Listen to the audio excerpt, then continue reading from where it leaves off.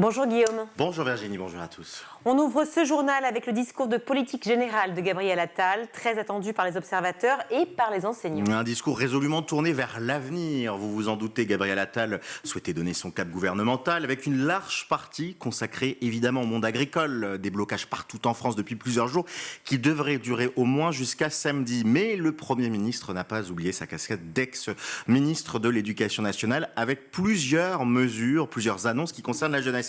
D'abord le lancement de réflexions sur la généralisation du SNU, mais également un accent mis sur la santé mentale des plus jeunes. Voilà ce que dit Gabriel Attal. Le mal-être, les dépressions, les pensées suicidaires ont beaucoup progressé chez nos jeunes. Je veux faire de la santé mentale de notre jeunesse une grande cause de notre action gouvernementale, avec là aussi des mesures claires et immédiates. Augmentation du remboursement à des consultations psy, mise en place de maisons départementales de la santé mentale ou encore augmentation du nombre d'infirmières scolaires mieux payées. Autre hommage, celui aux professeurs. Le ministre se dit toujours à leur côté. L'école est la mère des batailles, rappelle Gabriel Attal. La décision du redoublement sera désormais à la main de l'équipe pédagogique. Il l'avait déjà annoncé il y a quelques semaines. Et les groupes de niveau commenceront à se mettre en place dès cette année dans nos collèges. Pour les jeunes de moins de 16 ans, le ministre annonce enfin la création de travaux d'intérêt éducatif avec ce qui pourrait sonner comme un nouveau slogan politique. Tu casses, tu répares, tu défies l'autorité, on t'apprend à la respecter. Belle construction en chiasme comme ça.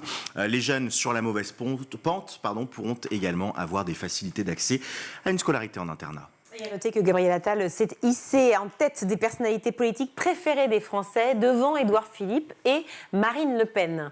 Ce discours de politique générale suffira-t-il à calmer la grogne des enseignants? Pas sûr, d'autant plus que la grève de jeudi s'annonce très suivie à Paris. Une grève massive, c'est en ces termes que le FSUSNUI-PP parle du mouvement de ce jeudi 1er février. Dans une communication sur X, le syndicat déclare: la grève de jeudi sera massive.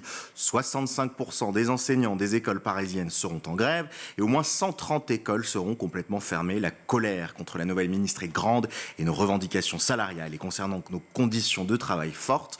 Dans les faits, les syndicats ont plusieurs demandes: la démission de la ministre, un changement de cap du gouvernement, des moyens pour réaliser l'inclusion, l'arrêt des suppressions de postes ou encore le remplacement de ces enseignants et le respect de la professionnalité des profs. Le syndicat qui interpelle directement Gabriel Attal dans son communiqué.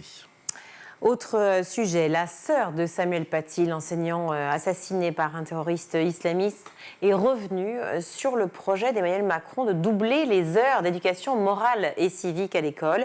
Pour elle, il va falloir faire beaucoup plus. Oui, elle était en déplacement, cela dit, à Cannes pour l'inauguration d'une place. Samuel Paty, la sœur du professeur d'histoire, a tenu à réagir dans un discours incisif aux mesures annoncées par le gouvernement.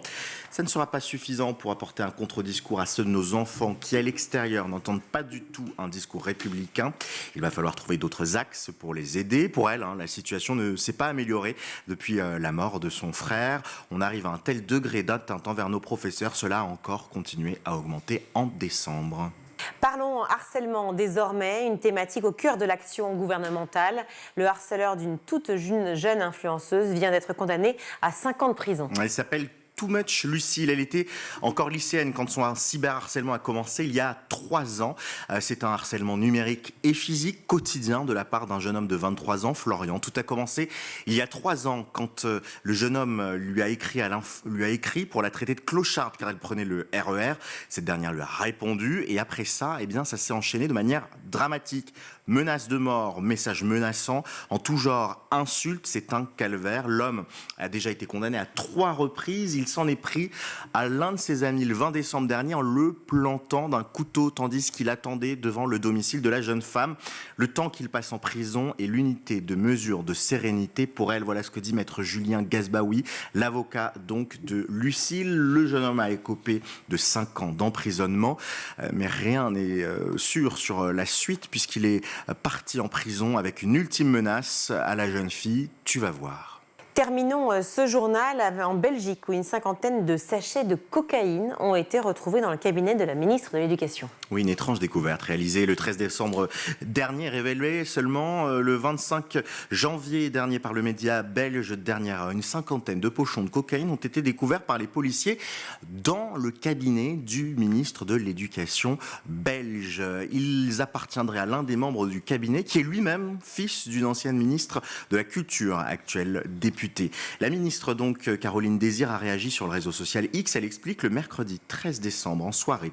J'ai été informé qu'un assistant en charge du matériel et de la logistique au cabinet se trouvait en état d'arrestation dans le cadre d'une enquête sur un trafic de drogue. Le jeudi 14 décembre, une procédure de licenciement pour rupture de confiance a été menée dans le respect de la réglementation applicable au cabinet ministériel. Merci beaucoup, Guillaume.